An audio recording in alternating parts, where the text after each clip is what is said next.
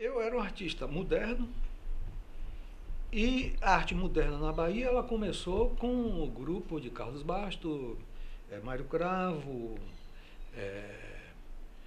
Floriano Teixeira, enfim, esse grupo de artistas, Caribé, esses artistas, a arte moderna da Bahia, ela teve uma pegada muito forte com a cultura afro-brasileira. Por quê? Porque para você ser um artista moderno imitando o que os americanos e os europeus faziam, você ia ser sempre um artista de segunda categoria, né? Então, essa modernidade baiana, ela foi criada com uma temática afro-brasileira muito forte, né? Eu fui a segunda geração. E quando eu comecei também com essa ideia de que para você realmente fazer alguma coisa que não fosse uma imitação daquelas vanguardas lá do norte, você tinha que ter um vínculo muito forte com suas raízes culturais.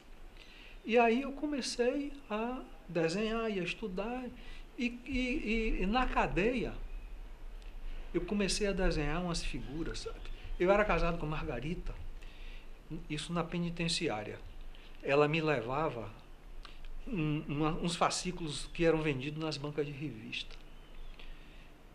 chamado mitologia. Aí eu me dei conta de que mitologia era um tema fantástico para a arte trabalhar, porque mitologia trata de tudo, da vida e da morte, da velhice, do trabalho, do tesão e da brocha, trata de tudo, não é? Então você, mergulhando naquilo, você tem uma quantidade enorme de temas. Aí eu comecei a trabalhar com esses temas e aí surgiu a mitologia, que foi justamente quando eu saí a terceira vez da cadeia, fui trabalhar no ICBA. O ICBA era o grande centro cultural da cidade, né? Durante a época da ditadura só acontecia coisa no ICBA, lá era onde rolava tudo. Teve um curso de serigrafia com 2 técnicos alemães que fizeram, eu aprendi a serigrafia e depois eu fiquei coordenando a oficina de serigrafia de lá, não é? Então lá era um ambiente propício, foi quando eu comecei a produzir essa mitologia. E aí veio esse período barra pesada com esse general Ednardo Ávila querendo implantar uma ditadura sanguinária de novo. Aí eu terminei caindo fora para a França. E lá eu comecei a estudar a cultura afro-brasileira, a história do candomblé. Lá tem bibliotecas maravilhosas que você tem o que você quiser, né? O que você quiser, melhor do que aqui, você acha lá. Então, entrei para fazer essa pesquisa sobre história do candomblé. Eu tinha visto que no livro de Pierre Verger, Vivaldo da Costa Lima, eles falavam de um candomblé da Barroquinha, que foi o primeiro candomblé de Queto, mas não diziam nada. Dizia só que tinha tido um candomblé na Barroquinha que depois foi expulso e tal. Eu aí fiquei invocado com isso e comecei a pesquisar. E aqui eu comecei a me aproximar das pessoas do candomblé quando eu voltei. Eu voltei uma vez, quando teve 79 a anistia, eu voltei uma vez e passei 4 meses de férias aqui. Aqui eu fiz os primeiros contatos com o pessoal do candomblé e tal. Voltei para lá, continuei fazendo minha pesquisa, fiz o meu diploma lá. Quando eu voltei uma segunda vez, eu publiquei um artigo sobre a história do candomblé. E aí o pessoal, gente do candomblé que eu conhecia, viu o artigo, gostou, achou que eu era um aliado deles. E aí pronto, as portas foram abertas para mim, não é? As pessoas começaram a falar, dar os depoimentos, falar francamente as histórias, então eu tive informações preciosas. O meu livro Candomblé da Barroquinha, se vocês olharem na primeira página, vocês vão ver assim, a memória do Elemachó Agnello, que já faleceu. Agnello era um cara engraçado, ele era um branco de olho azul. Mas ele foi criado, a mãe dele morreu lá na Casa Branca, é uma história interessante. A mãe dele era uma portuguesa que teve um problema de saúde que a medicina não conseguiu resolver, então ela foi parar na Casa Branca e aí resolveram o problema de saúde dela, né? Ela ficou morando lá muito tempo com esse filho, Agnello, até que mais tarde morreu. E Agnello foi, foi virou filho adotivo de tia Maci, uma antiga mãe de santo. Ainda tinha muitas africanas naquela época no candomblé. E tia Maci era estéril, não podia ter filho. Então, ela achou que tia Maci era de Oxaguian, que é um Oxalá branco, que só usa metais de prata. Então ela achou que Agnello tinha sido um presente de Oxaguian, tinha dado para ela. Então ela adotou Agnello, que foi criado com as velhas africanas.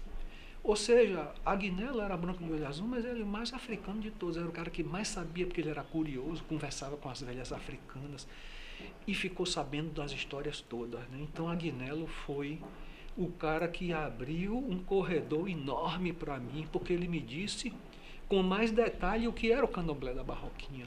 Não é? Aí pronto. Uma vez essa pista fecunda oferecida, eu comecei a pesquisar aqui, comecei a olhar a história do candomblé no Brasil todo, desde o século XVI, XVII. Aí comecei a estudar a África também, não é, para ver o que é que estava rolando na África, quem eram aquelas pessoas que vieram de lá, que estavam fazendo o que lá, faziam o que lá, viviam como lá, quais eram os valores e tal. E aí deu, é por isso que o Candomblé da Barroquinha tem 650 páginas, né? E tem 41 páginas só de bibliografia. Por quê? Porque era muita coisa. Então, e eu queria saber também o que é que estava acontecendo no Oceano Atlântico. Na minha arte foi um pouco. Teve alguma influência, mas também tem uma independência, porque é mais uma coisa de sensibilidade.